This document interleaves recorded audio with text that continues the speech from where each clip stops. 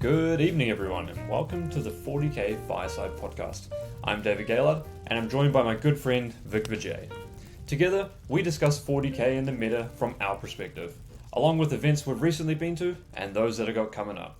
So come on down to the fireside and listen. Welcome everyone to 40K Fireside. This is Vijay here with my very good friend and teammate David Gaylard. And this is our pilot episode, so we're just going to see how this goes, and hopefully it's something that you will all find useful. I'd like to introduce you first of all to Dave, who is the ITC ranked #1 player.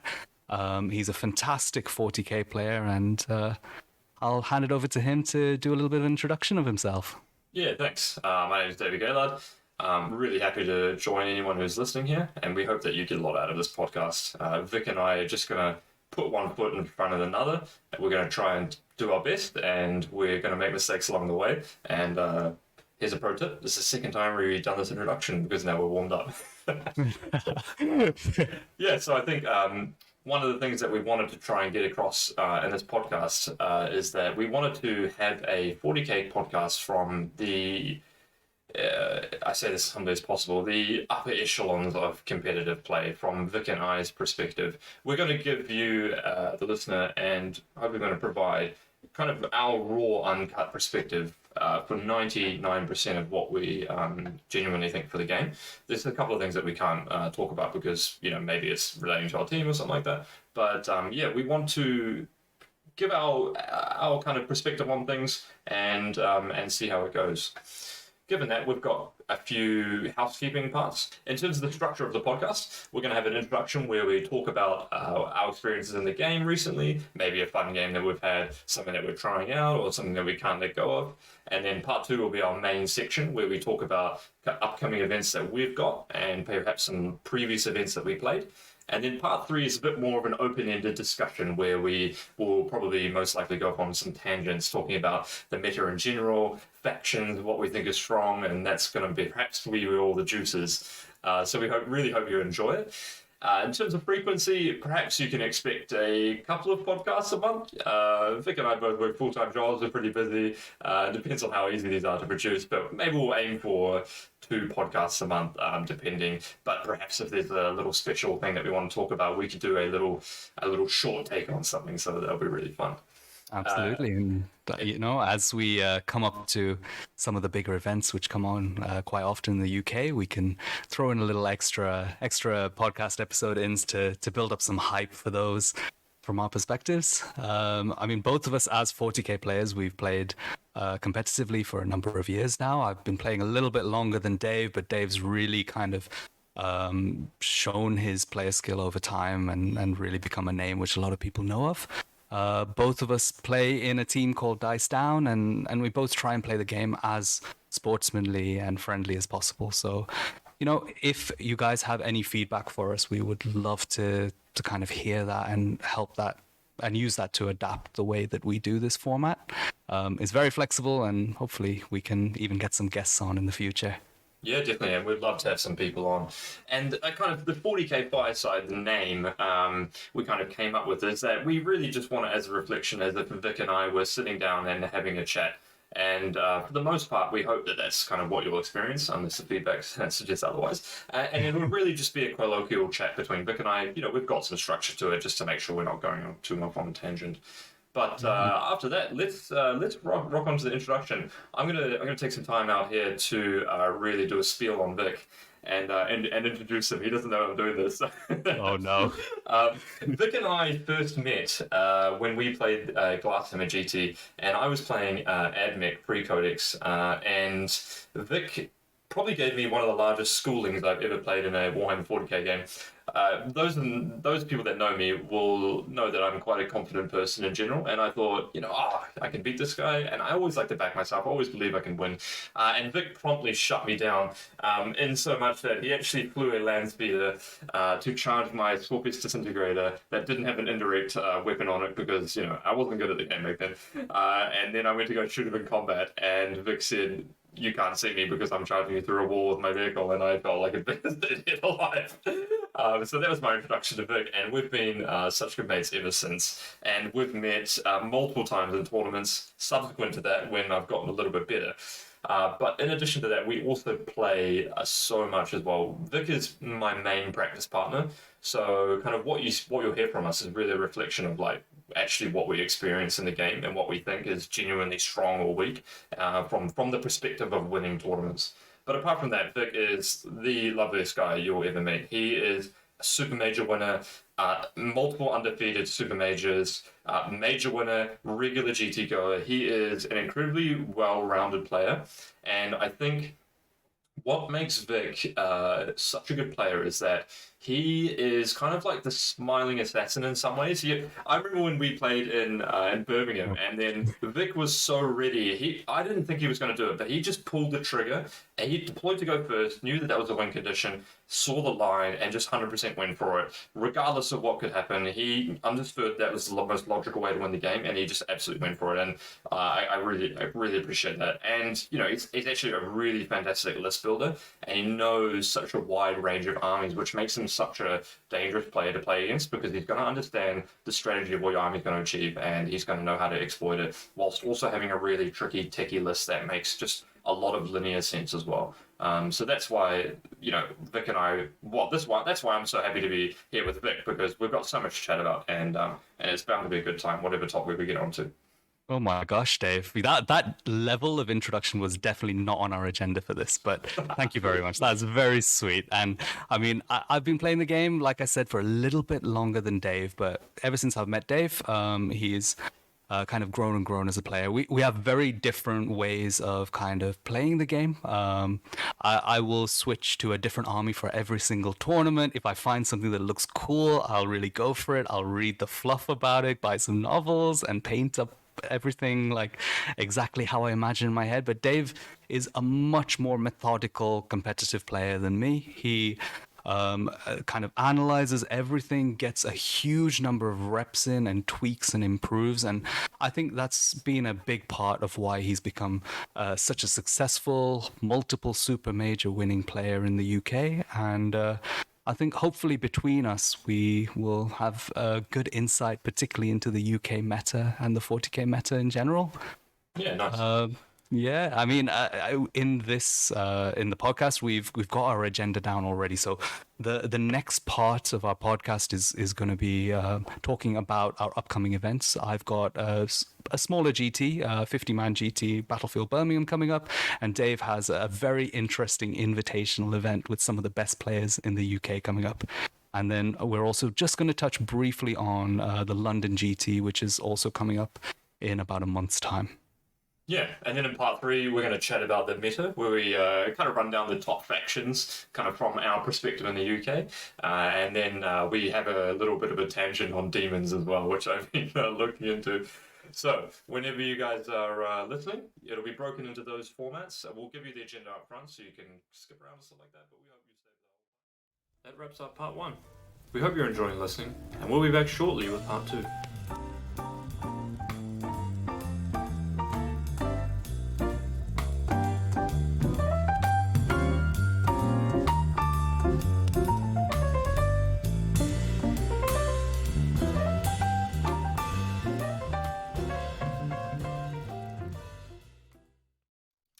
So let's kick it off with the Battlefield Birmingham. Vic, give me the full rundown. I'm not going, so tell me what it's all about.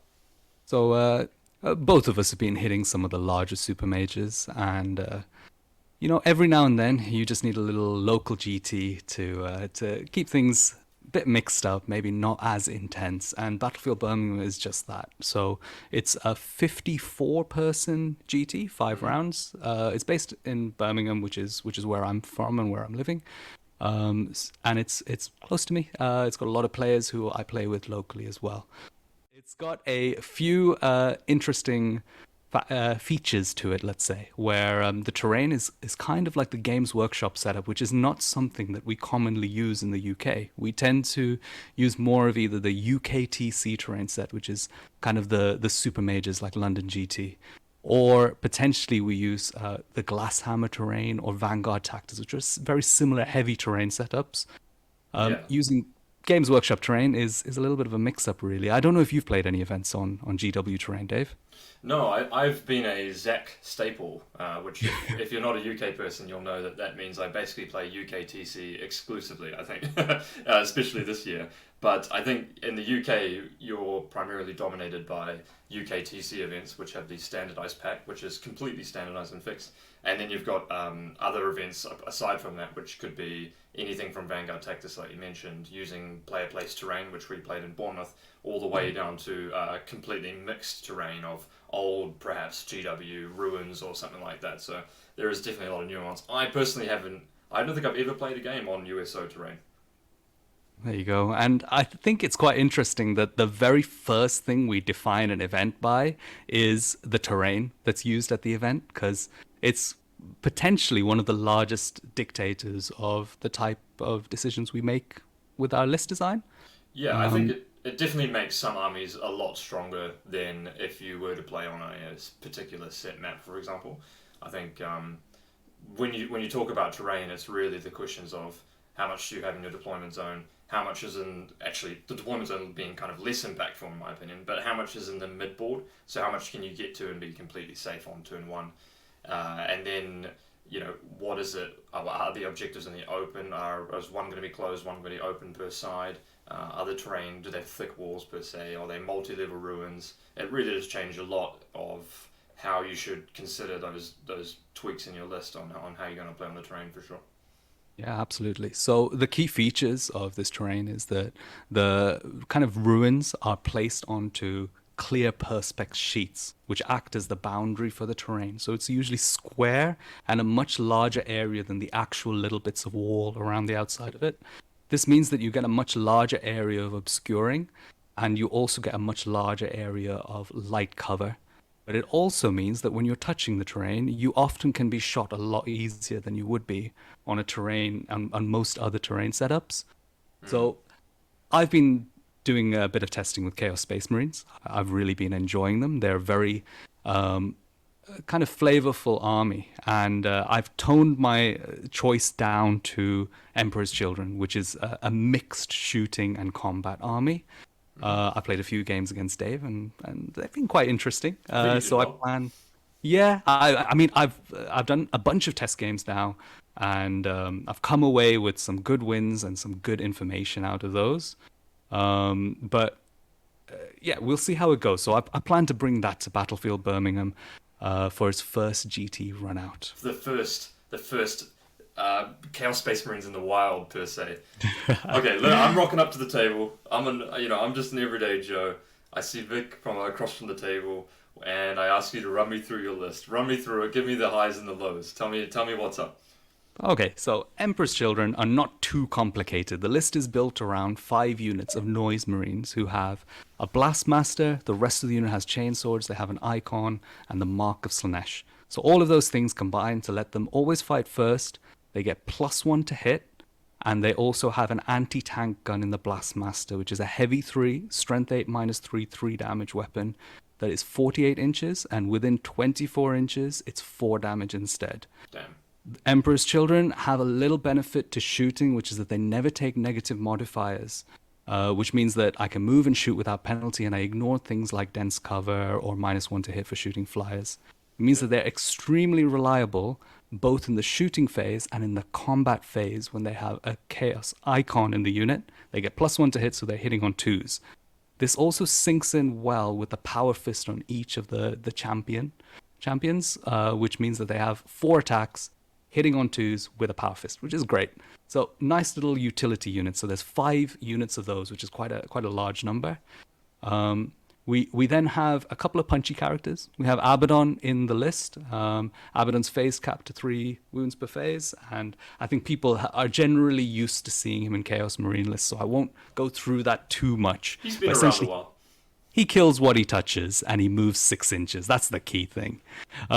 We then have a few support characters in a Demon Prince and a Master of Possession, who can give some buffs to the kind of linchpin unit of the army, which is a unit of 10 Terminators with -1 to wound. We're also seeing that turn up in a lot of lists. It's a very powerful shooting and combat piece, which is very tough. one of the things that really struck me as quite cool and techy in that list and the Empress Children is that when I first thought about it, I thought, oh, you know, you got the Blastmasters, that's cool. They ignore hit modifiers, cool. Like, which is really good because there's a lot of -1 to hit from range. But actually, you get the +1 to hit, and then you ignore the hit modifiers, the ones that you choose, if I'm not correct, in combat. So you hit with the -1 to hit weapons on 2s, which generally speaking are pointed to be much more harder hitting because GW likes to take into account that -1 to hit. But you actually get all benefits of that. So it's just a straight up better weapon, right? Absolutely. So yeah, the Noise Marine units are excellent, I think, and priced at 135 points. They're expensive for their durability, but they're excellent for their output. So I think it's justifiable to take multiple units of them in Emperor's Children. It's also much better than any other troop choice that Chaos Space Marines generally have. So Chaos Space Marines tend to play with non-OBSEC units, which I found was a weakness when I was testing some of the other Legions out. So here we are with the Empress Children. I think you've also got a Venom Crawler in there for +1 to cast, right? Yeah, the Venom Crawler gives +1 to cast. We have a few points for summoning and a Herald of Slaanesh because we're still playing with the old rules Ooh, forgot that for summoning. Chaos Demons. Yeah, so I thought I'd use my last chance just to summon in a little Chaos Demon. Cheeky. I like it. So yeah, for people who are following that do know about Chaos Space Marines, the basic way of describing the structure, I always describe it with the characters that are in the list because Chaos Space Marines are limited by their characters. So I've gone Dark Apostle, Master of Possession, and Demon Prince. 5 units of Noise Marines with that setup I spoke about earlier. A unit of 10 cultists to sit on the backfield, 10 Terminators, and we've got a Venom Crawler to round out the list. Yeah, nice. I think you'll know, well, privately, Vic will know this, but I actually quite like well-rounded lists. So when I see a list that can kind of do a bit of everything that allows you to leverage skill in all 3 phases, I really enjoy that. That's something that I really like Tyranids for, of course. And I look at the Noise Marine unit, and whilst, you know, it is are they T5 or 4, remind me?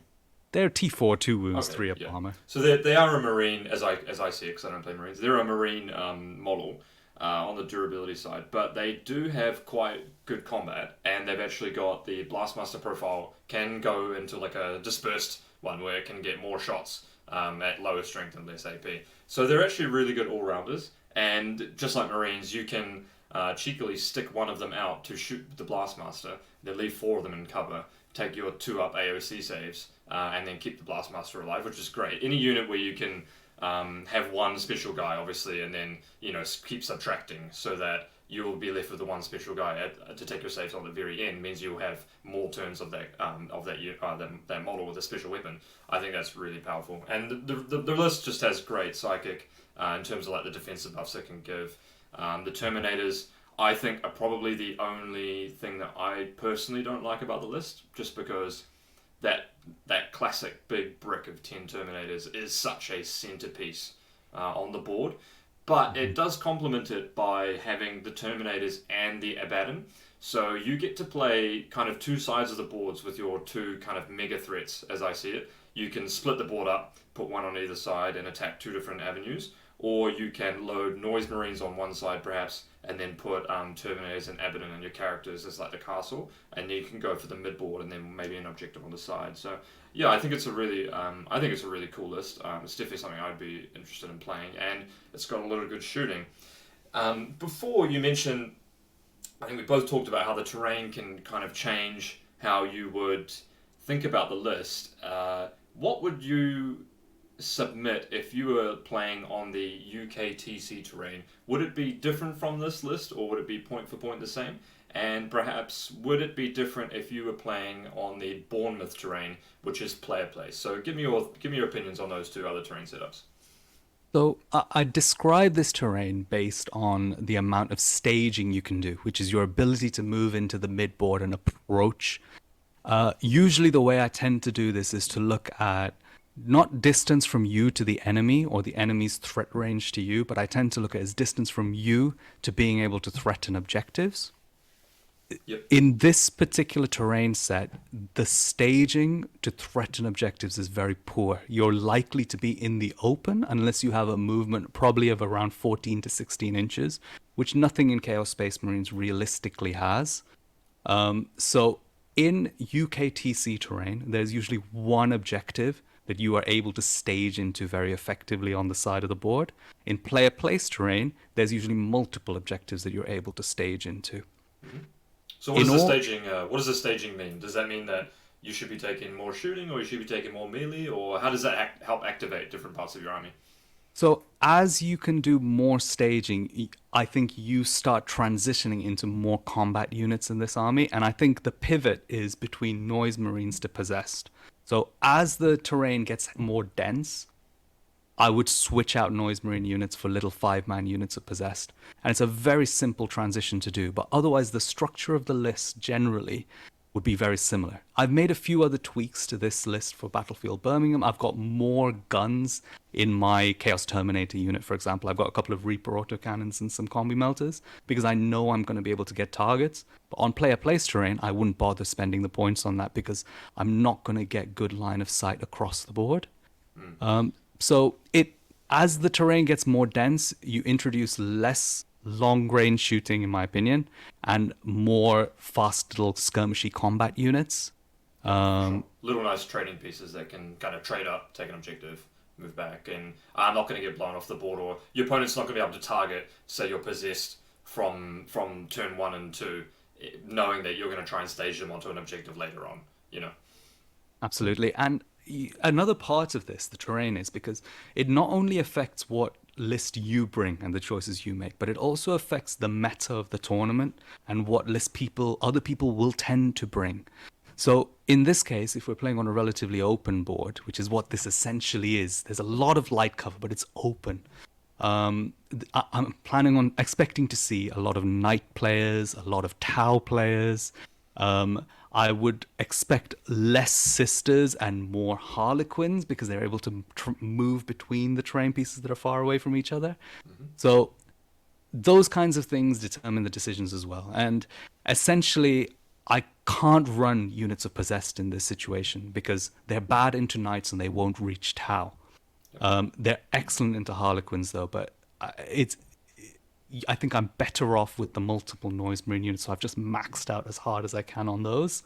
And interestingly, I'm going to try and outshoot Tau and Knights. That's my plan.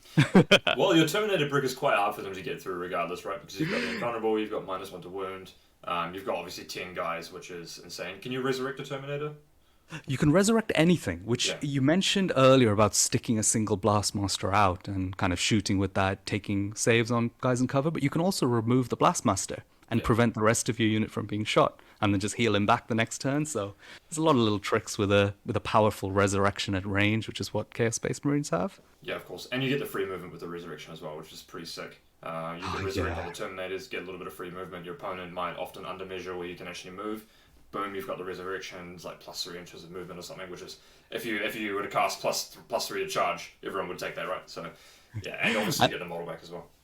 And I think that transitions well into why I think Empress Children are really good, because they have a suite of very good stratagems and abilities that help in the melee phase and with their movement. The main one being they have a stratagem which allows them to auto-advance 6 inches or auto-charge at least 6 inches, so change one of the dice to a 6.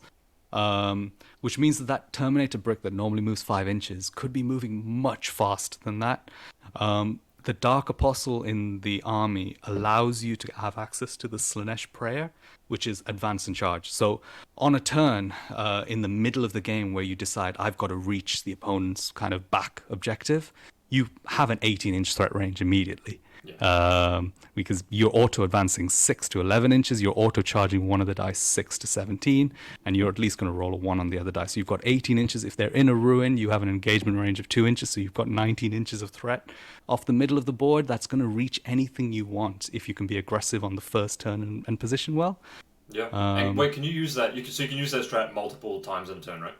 You can use it once in each phase. You can use it in the movement phase and in the charge phase. Yeah. Which is actually really good for the terrain that you just mentioned, right? Because, you might, let's say you go first, you put your Terminators in a ruin on the line so they can't be seen.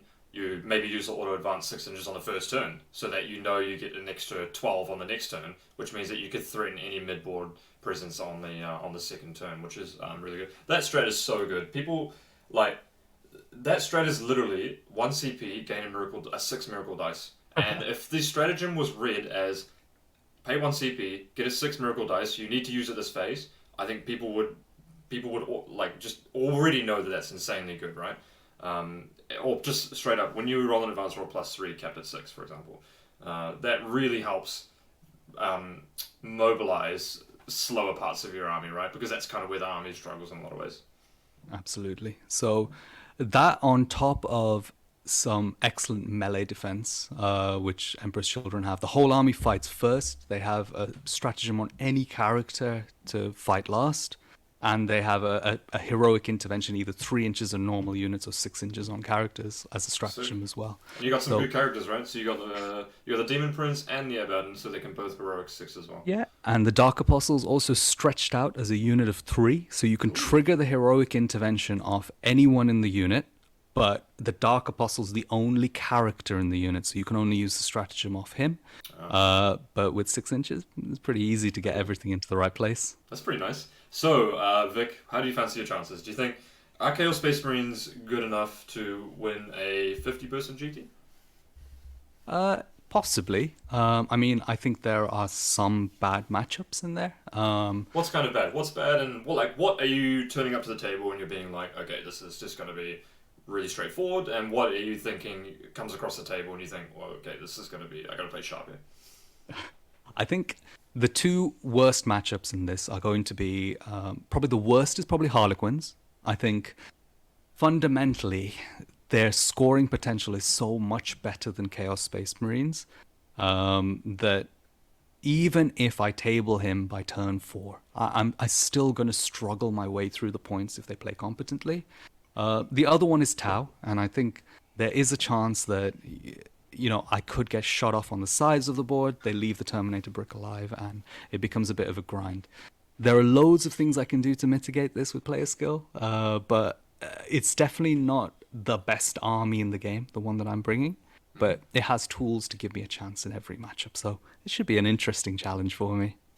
I think that's a good introduction as well to the podcast, is that I think you'll find that I am potentially a bit more of a power gamer than Vic. And Vic is definitely the person who will go, I really love this army, I want to paint it up, build it, put it on the table. Whereas I'm the type of person that will get reps and reps and reps and reps until most people would have died of boredom with the same 1900 points flexed the last 100 points. No, I mean, the army seems really cool. Like, you got good psychic, you've got... the only thing is it's a little bit slow, but like we just talked about, you've got those 2 strats. That's good. What's the CP like? Are you going to be able to stump CP into those movement strats early on? Start on 1 CP should be fine. I can manage that. I usually play on 2, but in this case I have an extra Psyker in the Herald of Slaanesh, so I can skip, for example, the turn 1 auto advance 6 and instead cast Warp Time with my Demon Prince and let the Herald of Slaanesh do a Psychic Secondary. So there's lots of things where I can save CP. Normally I spend a CP to shoot all the bolters on the Terminators at 30 inches with an additional point of AP. In this case, I have a couple of Reaper autocannons in the unit anyway, who kind of fire AP -2, strength 7 shots across field, so I can skip spending that CP as well. So hopefully it should give me more CP than I'm used to across the game. That's my hope. So yeah, we'll see. I definitely think out of the games that we've played, that the army's got some real potential behind it, and I've been surprised, as you have, that people haven't been cluing up to Empress Children, if that's the right way to say it. Just because it's so flexible, I think it's well-rounded, and a good player is able to leverage the roundness of an army to make sure that the parts that need to line up against your opponent army will do so, and then really just make sure that you're kind of leveraging your player skill as much in there as possible. Those one-dimensional armies, I find you don't get to necessarily do that as much, where the first turn dice roll might be a bit more important, or your army's kind of one-dimensional and linear in that your opponent can map out everything you can do and comfortably play a game of chess. Yeah, man. And so that covers Battlefield Birmingham. I think it should be a great event, and I'm looking forward to seeing everyone there. And now we move on to probably the highlight event of the weekend with the greatest density of UK talent, which is the Unconquerable Invitational, which is all the best players from the super majors in the past year. And I'll pass it over to Dave to kind of explain more. Yeah, so it's an invitational format, which means that you may only attend via invite. so that it's not open, not everyone can go. And the invitational requirements are that you've gone undefeated or you've made it to the finals or semi-finals, cut to top 4 of a super major or major in the UK. And majors for us are usually around the 110 player mark. Super majors are usually crushing in around 200 plus to upwards of obviously LGT a lot.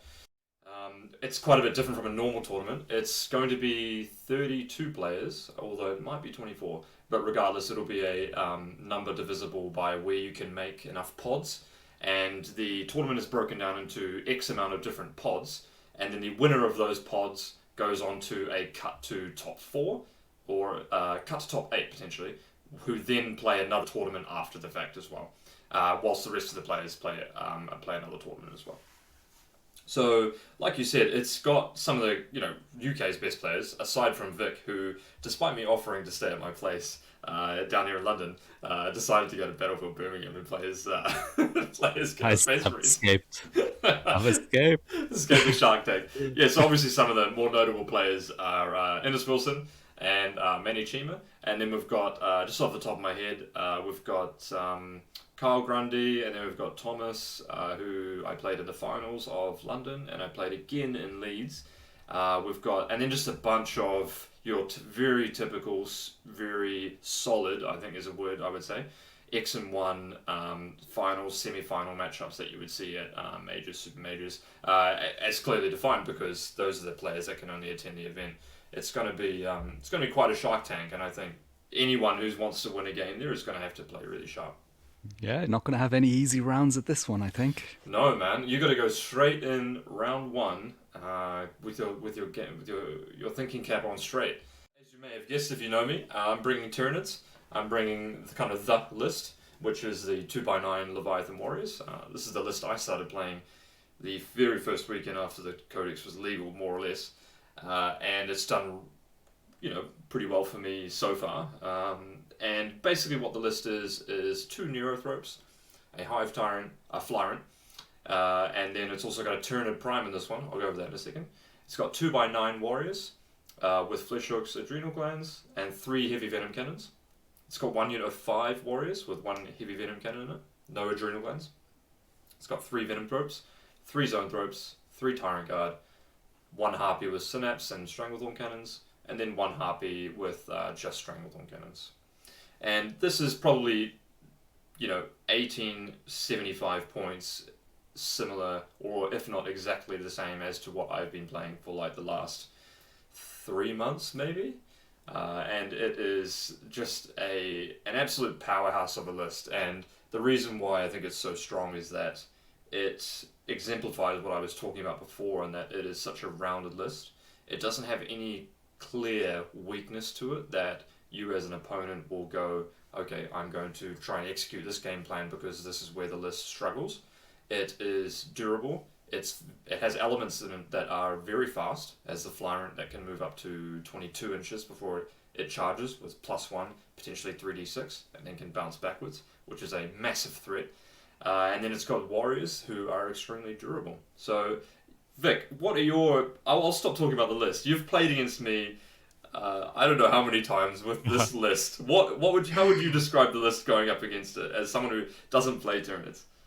So it's a difficult one because I think this list is being copied quite widely, and I would say that you were the first person to make this particular combination of units as the core structure of the army. Mm-hmm. And I've been playing or practicing against Dave since he first started making this list. And I think a big part of why you've been getting so much success is because I've seen the progression of how you've improved with the number of reps you put in over time. When we first played, just to put it in context, guys, I've played Dave with this list maybe 12 to 15 times. And I won the first game when he didn't know what he was doing, and I've lost every single game since then. And I thought, it's just the list doing it. Dave just does the same thing every time. He moves forward, I kill a little bit, I don't kill enough, he kills me. But then all of a sudden, when I was talking rubbish to him, saying, you can only do one thing, you're so low skill player and all this stuff, he completely switches his play style and plays a completely passive, patient game around all the threat ranges against my sisters, and I just could do nothing. So I think this is a combination of one of, if not the most powerful faction and kind of archetype of the faction in the game, combined with a player who knows exactly what he's doing with it. So, yeah, in my opinion, I think it's one of the most unbeatable armies in in someone who knows what they're doing's hands. So that kind of puts some context. But Dave, from your perspective, is there anything that kind of worries you, or lost conditions that you can see with this list, or any challenges you've had in the past with previous games? Yeah, I actually played Leeds, the Super Major I won probably I think it was 3 weeks ago now. And actually, man, I had I had a rough run there. Round one, we get the pairings, I think, 2 days beforehand. Round one, I've got my good friend Nassim Fouchain with Iron Hands. And if you played Iron Hands, you know of this guy because he is basically the Iron Hands player. And if put it into context, on TTS, Nassim and I have probably played, not this matchup, maybe 30 times. So we have played a lot. We know each other very well. We know how each other plays. And Nassim's list, believe it or not, is actually quite good against Tyranids. Primarily because his army is a mega shooting castle, more or less. You have drop pod, triple dreadnoughts. You've got the Volkite guy who's like 3 CP dumped into him, like can't target him, damage 2, AP 1, 6 mortals, rerolls, does everything. You got the Devastator pod. And then so that list is actually really good against the Tyranid list because it gets AOC, because it gets -1 damage, and it's a shooting castle. There's a primary difference between that and Tau, where Tau are nowhere near as durable as that, especially against my list, which has a lot of damage to it. So that game I actually almost lost because I made a little bit of a mistake, strategically speaking. I overextended one of my warrior groups, which is kind of the hymn book, if you were to describe the army. It is one of the sacred rules that you're not supposed to break, perhaps. You're not supposed to expose both your warrior bricks at once so your opponent can pick one off when it's unbuffed. So I did that because I wanted to get grind, and Nassim promptly picked it up. And it weakened a flank, which allowed him to score 2 very unusual secondaries, which he picked behind enemy lines and retrieve Nachman data against me, which was unusual. And obviously when he picked it, I was like, well, I'm just not going to let you get into my deployment zone. And then I foolishly took a nice little trade up, I thought, to kill 2 of his speeders, which I thought were going to score on behind enemy lines, and then get me grind. So I thought, well, this is a good little trade up here. And then he promptly dropped his pod down and picked them up. A lot easier than what I thought. So I was like, ooh, okay. And honestly, after that point, so that was Nassim's turn 2. After that point, my whole game plan completely changed. I diverted around the entire opposite side of the board. I knew that I couldn't attack his castle and win the game, so I allowed him to just stick on that one objective, on what was Dawn of War deployment, but down one side heavy. Him trying to swap it into Hammer and Anvil, which would give him the behind enemy lines, which was really smart. So I decided, okay, I can't attack a castle. I'm going to have to pick up everything. Basically get tabled, score points, and deny. Work on the primary more than anything, because I could take a large part of the map as well. I think I won that game by like 4 points. And actually at Bournemouth, where we played maybe 3 weeks prior, I played him again in the semi-finals and only won by about 4 or 5 points. Now that game I also made a mistake where, mistake you could argue, I got very unlucky with my Flyrin, not killing a squad of Marines and then not being able to bounce out. And this was when you lose your imperatives when that happens. Although I still won that game as well. So that's those are the conditions. I think that highlights 2 things. I then also subsequently played against Kyle Grundy the next round. I then played an Eldar player the next round. And then I played Abaddon and 12 Knights. I then played Thomas with Sisters, who I played at the major finals. I then played Abaddon and 12 Knights, and then I played Necrons, all of which my opponents went X and 1, so they only lost to me, and I had the highest opponent game win rate out of the whole tournament. So that was a tough one. It was kind of one of those tournaments where maybe I didn't have a game where it was the absolute pinnacle of competition, but I had lots of 90 out of 100 games, or 85 out of 100 games, where I was really in the sweat, and I could have lost my 2 first games as well.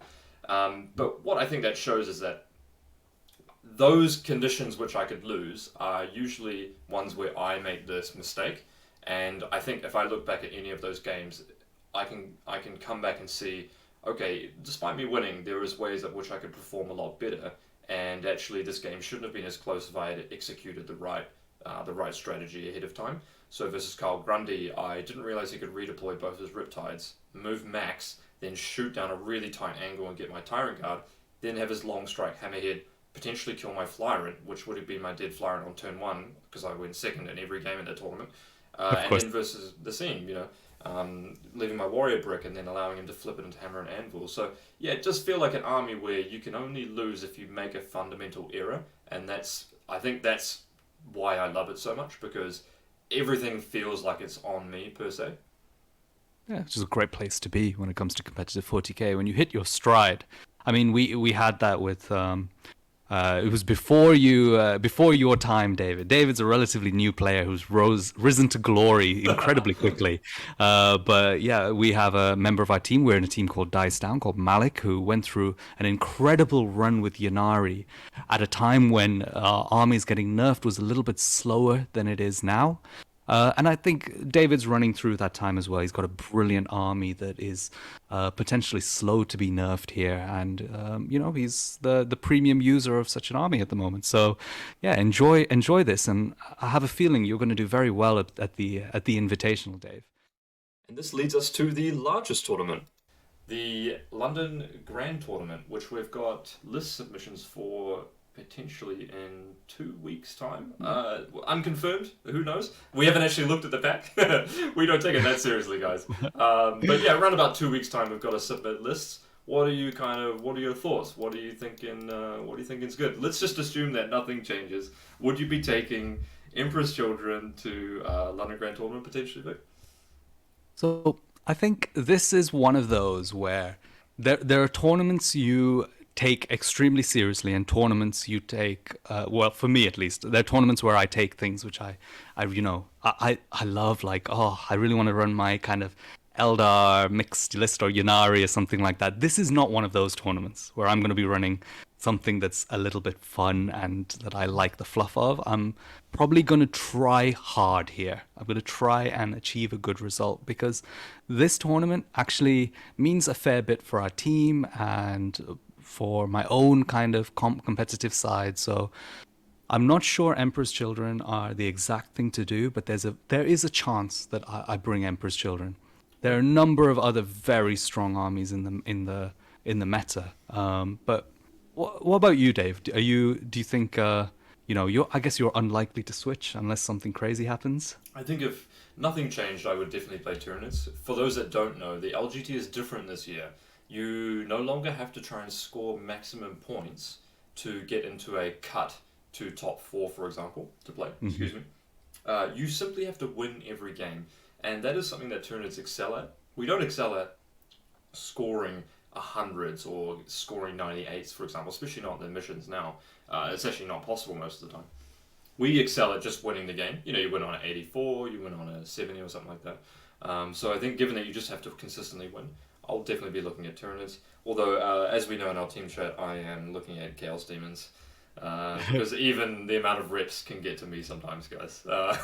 So, yeah, I would. But, I think, Vic, you've said it good, is that there are tournaments which you play, and then there are tournaments which you really play. It's not so much, the priority is not having fun. The priority is, first and foremost, competing and putting your best foot forward, which is how I see tournaments a lot of the time, is that I want to put my best foot forward and try my best, because otherwise I would just be disappointed in myself.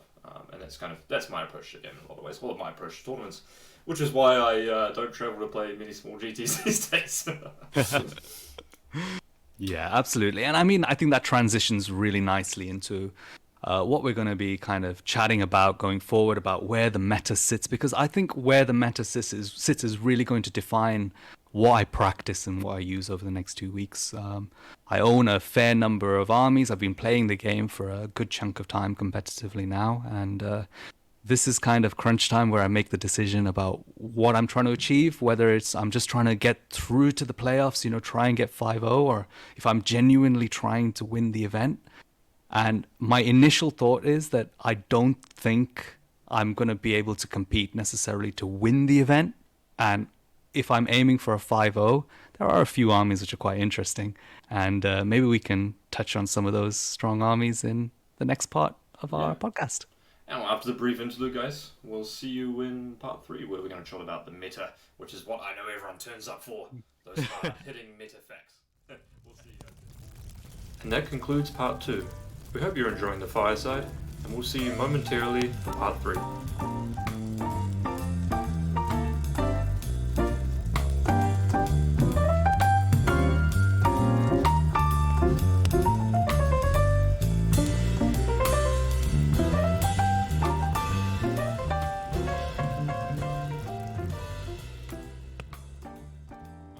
Welcome back to part 3 of 40K Fireside. We are going to touch on probably the topic which everyone loves to hear. What are the best factions? What adjustments maybe are needed in the meta to make the game better? And we're also going to touch a little bit on something which I know people will find very interesting, which is the new Chaos Demons Codex, because Dave has been doing a little bit of looking into that. So maybe we can stitch that into our conversation about the meta. You want me to reveal my early secrets already? Oh, there we go. Need to start teching for that.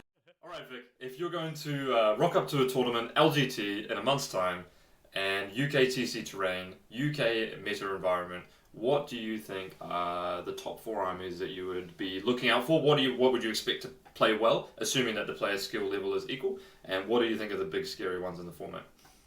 So I think as we develop through Nephilim, we're starting to get a lot of data. A lot of people are collecting data online, but we've also got a lot of experience with ourselves. And I think it's becoming clearer that there are kind of 3 armies which are very, very good, and one which which is going to be a bit of a surprise to everyone, but I think is a little bit lower than that top 3. I'm calling it right now, folks. It's going to be Tau. But I might be wrong. Go for it. No, you are wrong. You are wrong. Haven't now in the top 4. So I think the very best armies are Tyranids and Necrons. And then I think Harlequins just tuck in under that.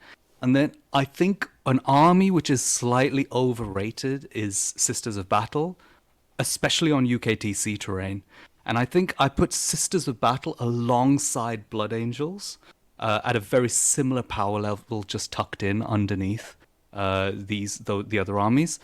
I think Tau is an interesting one, and Tau are right up there in the A tier, but those are the 3 best armies. I think a lot of people online rate Sisters of Battles extremely highly, and I think we're starting to see a slip in their win rate as people work out that they do not cope with kind of indirect pressure, which we're seeing a lot of with people bringing in flyers or Satan powers, which can really take apart Sisters. So on UKTC terrain, there is open line of sight through to terrain from extreme angles, which is immediately a disaster for Sisters. Sisters need very enclosed terrain that they can tuck deep into, where there are no angles anywhere on the board for units like Repentia or Zephyrim to be shot. You don't get that in UKTC across a lot of the middle ruins. They can be shot as they do their approach. So I think we're going to find that Sisters do struggle in the UK meta, personally. Yeah, I would completely agree. I think Sisters strike me as that army, and you might recall this as well. When Grey Knights had their kind of renaissance period with the 4 Nemesis Dread Knights, they were performing very well. And I think the more reps that people got against that army, because they were so popular, the more people just began to figure them out. The more tricks they realized, actually, if I just play this way, then I can shut down the army per se. I mean, the army's still really strong, but it had a lot of dynamism to it, where if you didn't know it ahead of time, you could get caught out really quick. And I think Sisters are definitely like that as well. And I think you touched on as well is that on the UKTC terrain, you can shoot down angles to get into ruins, for example. But those are quite extreme angles. We're talking you need to be on the board edge shooting down with your gun kind of pointed and exposed to like C models and stuff like that. UKTC, I think, for the deployment zone is probably the densest terrain pack there. because all of the terrain is extremely well designed and specifically designed to hide armies in, which is what I really love about it as well. So Absolutely. Sisters, I think, are a great good one too, because I actually lost to Manichima in Bournemouth playing them, and that was on PPT, which is the exact opposite scenario, where you could more or less create and lock down any firing lanes that you wanted, and you could play a very compact ruin style staging game where you could basically not get shot until you wanted to pick your time and go into melee, and I really struggled against that, and I thought they were probably the strongest army in the game on that kind of terrain set, which is, I think, it was really good. It's cool to see armies that are good or probably in that good to excellent tier, depending on the terrain, and it just really creates another kind of dynamic of the meta that you have to figure out with regards to the terrain. I'm going to say that Imperial Knights, I think, are actually not bad. I think that if you get the right run, you can actually do very well with Imperial Knights, which is an interesting thing to say, because this is exactly why I would never play the army, is that it has some matchups and some coin flipping to go first or second where you can actually just get completely shut out of the game. You know, your opponent has Hammerhead, Long Strike, couple of Riptides, whatever like that, like Kyle's list I played at Leeds. You go second and it's like, I mean, come on, why even, bro, just go home. I think Knights are popular enough where there's going to be so many Knight players at LGT that some of them will make quite a deep run. I think I wouldn't be surprised if there was a Knight player that made 7-0 or went 7-0-1, because I think given the right route on a well-placed Knight army, I think you could do quite well. What are your thoughts on that? I think it brings up a key point which is that I think Knights are a decent army, which are made into an army that can compete because they have multiple good secondaries. So they have been for a little bit of time an army which has excellent primary play as soon as their small knights gained obsec counting as multiple models towards the end of their last codex. And now that's carried over along with them getting extremely good secondaries. So they play the points game very, very well regardless of their ability to kill, which is also fairly high. Their only weakness, which means that I feel that occasionally they struggle against very good players, is that well-positioned move blocking can block out an entire flank for Knights, and if you kill the other flank, they cannot reposition quick enough, and then they lose the war of attrition, which is a pattern that you see a lot on top tables against Knights of any flavor. Yeah. So I'm always hesitant to too highly rate armies which are so skewed like Knights are, especially into big things. But I'd agree with you. We're seeing some incredible kind of Knight lists become more popular, especially in the UK. The Battlefield Birmingham tournament I'm going to has 3 Freeblade Knight lists that all look very similar and I know is extremely strong. So we'll have to see how that pans out, but I would agree with you. I think I wouldn't be surprised to see someone get right to the end of LGT with a Knight list. Yeah, you have a good run. Maybe you get in there, right? Maybe that takes us on to the next little part of this, and let's just have a chat briefly around, because there's just going to be so much speculation and what gets hit and what doesn't get hit. I think I might just do my quick take, 30 seconds on Tyranids, where they should probably get their points increased. I think that Warriors should not get a base model point increase. I think that their weapon loadout should be point increased. I think that the build diversity for Warriors is absolutely non-existent, and I don't think that encourages any player agency when it comes to list building for what you're going to take with Warriors. So I think I would like to see Bone Swords maybe go like maybe 3 points per model, maybe Lashroot Bone Sword being like maybe 2, and Scythings be 3 maybe, which would actually take the melee crunch out of Warriors. It would take that down a lot, or it would make them more expensive indirectly. And then I think the Flyrant, I actually think the Flyrant's been nerfed appropriately. I think that given that you could lose your Imperative, he's still really good, but he is really good, but he can also kind of lose you the game in some ways. So I think he's such a fun dynamic piece that I'll be completely biased and say he shouldn't get touched. And when I say the Flyrant, I mean Flyrant plus the Reaper of Obliterax. I would be happy if they cap the Reaper of Obliterax at 3 mortal wounds maximum, or 4 mortal wounds maximum. That might be interesting, just because there are quite good other good weapon relics in the Tyranid Codex too. I also think that potentially Venom Thropes should go up 5 points per model, and actually the Neurothrope. I think the Neurothrope is probably too cheap. It is probably the best caster in the game for its points cost. You cast 2 at +1. 3 up invulnerable, you hand out 3d6 to cast to a unit for 100 points. I mean, it doesn't get much better than that. So yeah, I think that would probably bring Tyranids in line a good amount. And for context on that one, when I won the Birmingham Super Major, where I played Vic before the cut, the Tyranid Codex then, as it is now, felt like a very different beast. I felt like I had quite a serious data slate and, I guess for lack of a better word, thickness advantage, where I had a lot on the board. You know, when you see an army on the table and you're like, man, this guy's got a lot of stuff. I felt like I had quite a good advantage in that way, and the list doesn't feel anywhere near as thick as it used to back then. What are your thoughts on that? Yeah, I think it's an interesting one. They've got themselves stuck here because the Tyranid Codex is incredibly cool. Everyone loves Tyranids, but everything in that codex has 1 too many wounds, 1 too many toughness, 1 too much AP, and as the points keep going up, it starts to damage the kind of armies that you can put on the table. But they're stuck with that now. They can't change the data sheets significantly. So I would agree. They need to do some combination of mild nerfs like what you've discussed.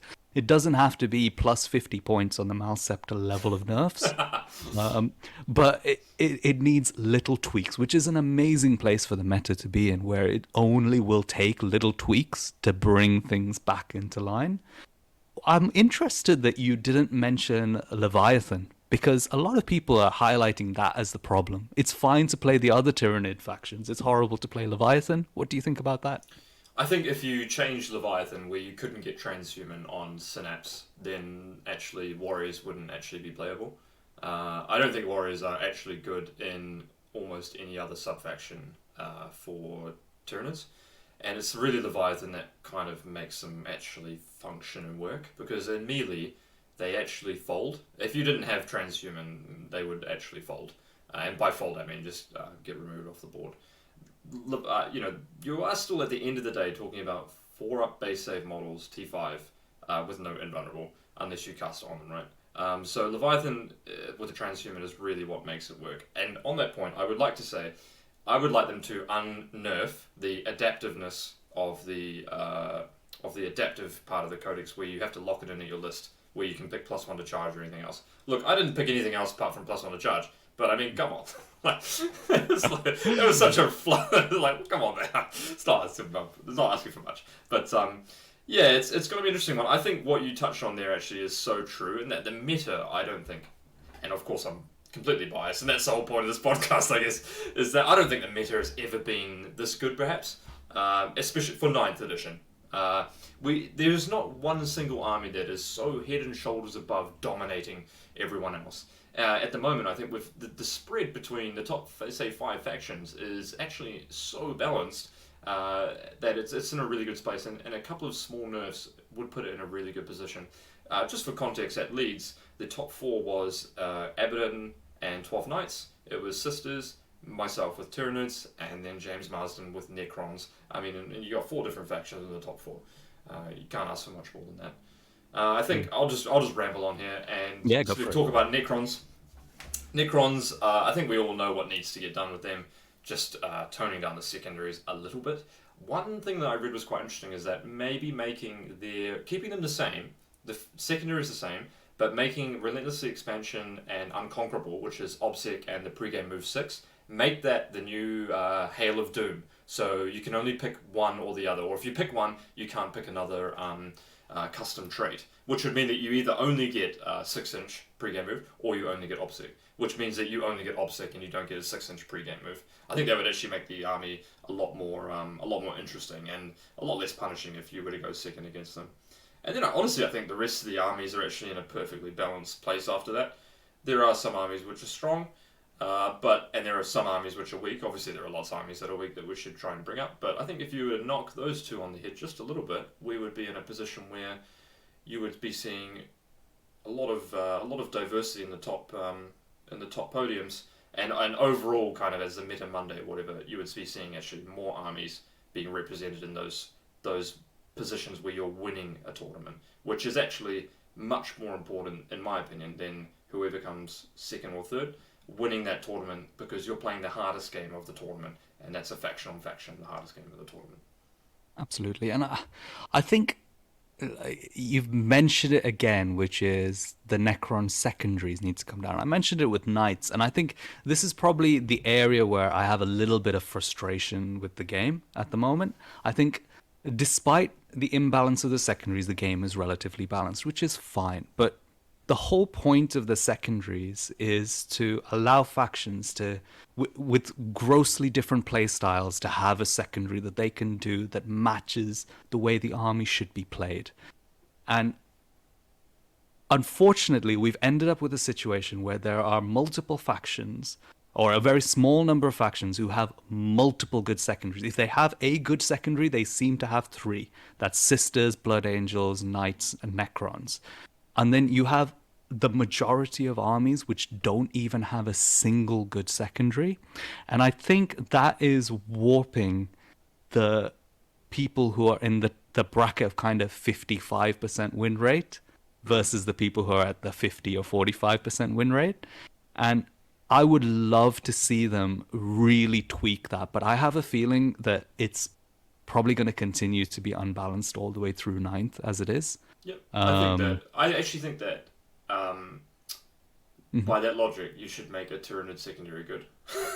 Yeah, absolutely. Which I think would be cool, but I think that actually, I'll take the opposite position on that actually. I think that secondaries are a really easy way for Games Workshop to have a direct impact, almost a direct impact on how well a faction will perform. And I think that points are always in context, right, of the army. If you increase something here, players might just not play that anymore. They might just pick something else that's a side grade, for example. Whereas faction secondaries allow you to almost directly improve the performance of a faction, irrespective of, you know, what actually is in the army per se, which I think is a direct lever that I think they've leaned on very clearly for Nephilim, which is quite interesting actually. You say that, but at the same time, you have armies like Sisters, which got wide-ranging buffs to their army, alongside ending up with three very good secondaries. I think they missed the mark a little bit on the secondaries, and it's. I mean, your point is very valid. From a meta perspective, it's a great way to balance the army, but I'm kind of coming from a fun perspective and how fun it is to play. I'm using Chaos Space Marines at the moment. I play Eldar as well, and not having a functional faction secondary, it takes a lot of the fun away from playing your army. You lose a bit of identity, don't you? In some ways, don't you? Absolutely. I mean, you could pick cranial feasting every now and then, and I'm sure you do it. You probably would against my Empress Children, for example. But it's, I would love it to be kind of like that across the board a little bit more. And they use the tweaking of the secondaries in the second good secondary, for example. Not make it that some factions have 0 good secondaries and other factions have 3. Yeah. So I would agree in that there is a diversity. It seems to be 0 or 3. There doesn't seem to be one where it's like, well, I always take this one and maybe situationally this one. It's either like, well, you've got some or you kind of don't. Which I take your point. You're 100% right in that. It's a hit or miss in that sense as well, yeah. Yeah, absolutely. Well, Dave, this would be a good time to touch on your demons, your little bit of research with demons and your couple of practice games.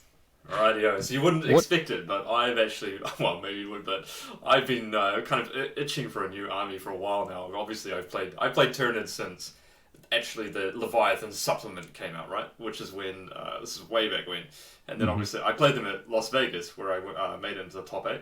And then had a great game against Alex McDougall in the finals.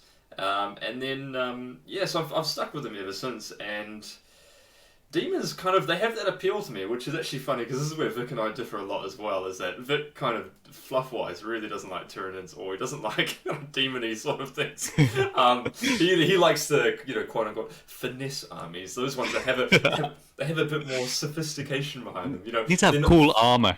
Yeah, it's true. Or they're not so autopilot.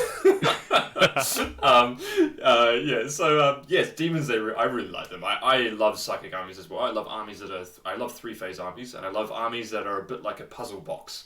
Because and you may say, but David, you play Tyranids. How can you say that's a puzzle box? But yeah, I mean, there's lots of bits you can get out of it. But demons, they are a good example, I think, of what Games Workshop has been trying and striving to achieve with their new releases. They are, unfortunately, well balanced. and I say that because I would, full disclosure, I would like nothing better than to rock up to LGT with a mega powerful army that I've broken, that has just came out and crash base. But yeah, they look pretty well balanced, and their faction identities are really cool. Like you've got Zinch, which is like psychic, and then really 3-up and vulnerable at range. You've got Khorne, which is a little bit slower moving but much harder hitting in melee. You got Bloodthirsters. You got Slanesh, which is a bit faster, a little bit more like Drakari. They hit a little bit less harder. And then you've got Nurgle, who are kind of big and thick, more like but it also hit hard and kind of can regenerate and stuff. And so, look, my initial impressions are, I think demons are going to be very similar to Chaos Space Marines. I think that they have list design philosophies that encourage a lot of depth, which I think is something we've missed on the factions that have come out recently. And I think I would just like to give props to Games Workshop for doing that, because I think that that's something that's really difficult, whilst at the same time not breaking the game, right? Like, we all know that Games Workshop has made mistakes sometimes where they've printed a rule that's come out, and then everyone goes, well, you can do this with it. And then that kind of breaks the whole game. So I think they've closed a lot of the loopholes, which props to them, because the quality of codexes that have come out recently have really been super well balanced, great identity, and they've shied away from that meta of codex releases where we've had Harlequins, Tyranids, Tau, and I'm missing one as well, but there was another one in there that was mega strong. And so, demons, I think some of the really cool stand-up things for me, I love the Lord of Change. I think he's really awesome. He's very dynamic, and he's quite safe to play at a distance, so I'm really liking to look at that. Zinch Flamers, I think, are really good as just like a slot-in unit. I think that's really cool. Slanesh, I think, is really good. Demonettes, I think, are kind of the premium troop choice of the Codex. They provide you with a reliable staging threat range of 10 inches, and they hit reasonably hard in melee. But when I say that, just because they can move 10 inches doesn't make them the best thing, because demons can obviously summon straight onto the board within 6 inches. So that's what you've got to anticipate playing against demons, is that they can come in less than 9 inches, which, if you're an experienced player, you'll know that kind of changes the math on everything. So demons can reliably make charges from deep strike, which is really awesome. The thing that I don't like, and this might be a bit of a hot take, is I'm not a fan of Be'lakor. 420 points, I don't think is the price point that you want to play him.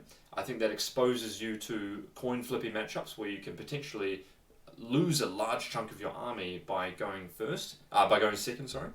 And I'm not a fan of the greater demons per se. I'm not a fan of stuff like Shalaxi Hellbane, I think it's called, is the Slanesh greatest demon, because they don't have any access to fight last.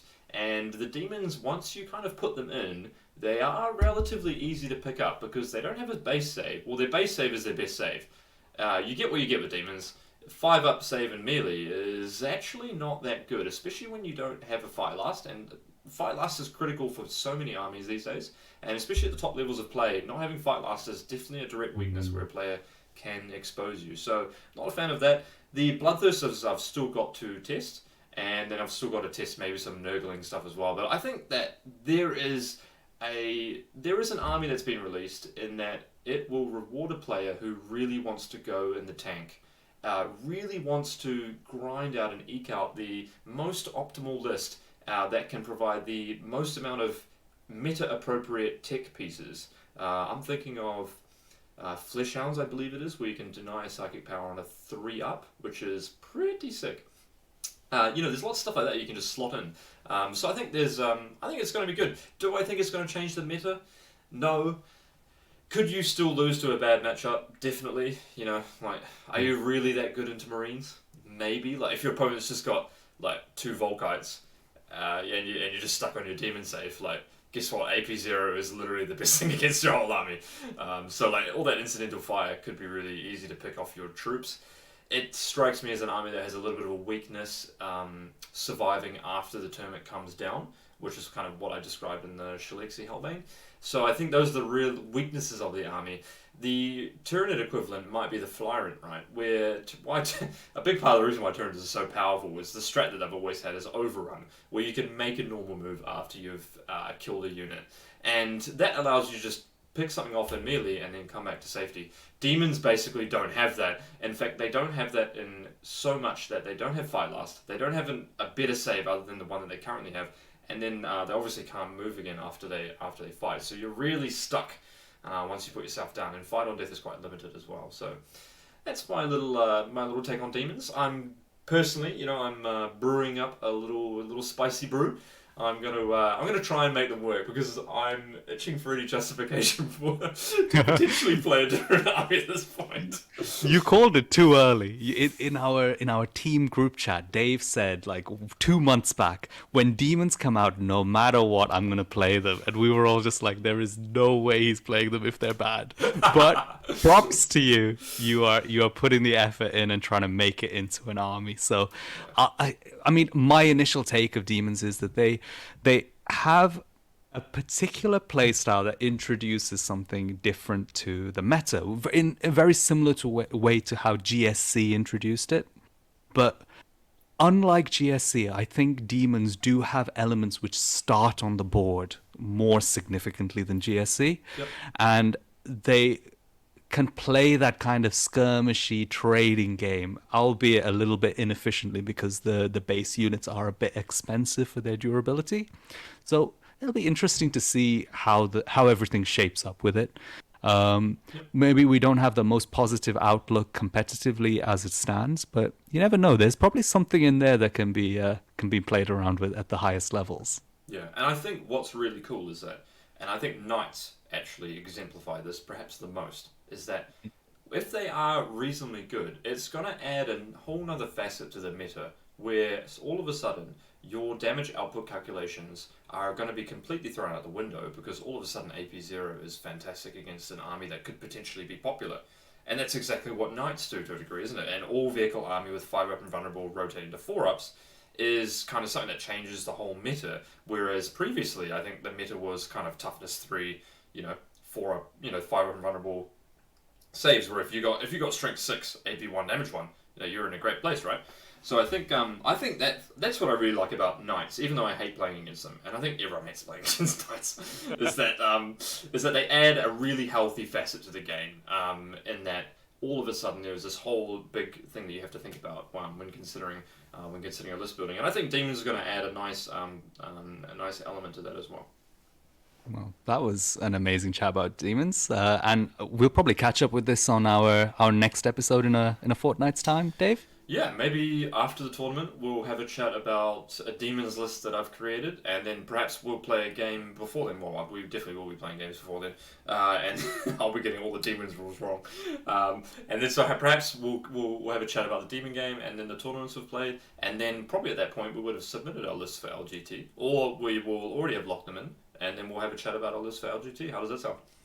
Absolutely, that sounds amazing. And to anyone who's made it this far into the podcast, we thank you very much for taking the time to listen to our pilot episode. And if you do have any feedback, we would love to hear it in the comments section on the YouTube video, or if you just get in touch with us via Facebook, that would be amazing.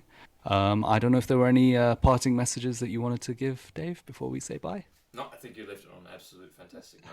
Thank you for listening to the 40K Fireside podcast. We hope to join you again.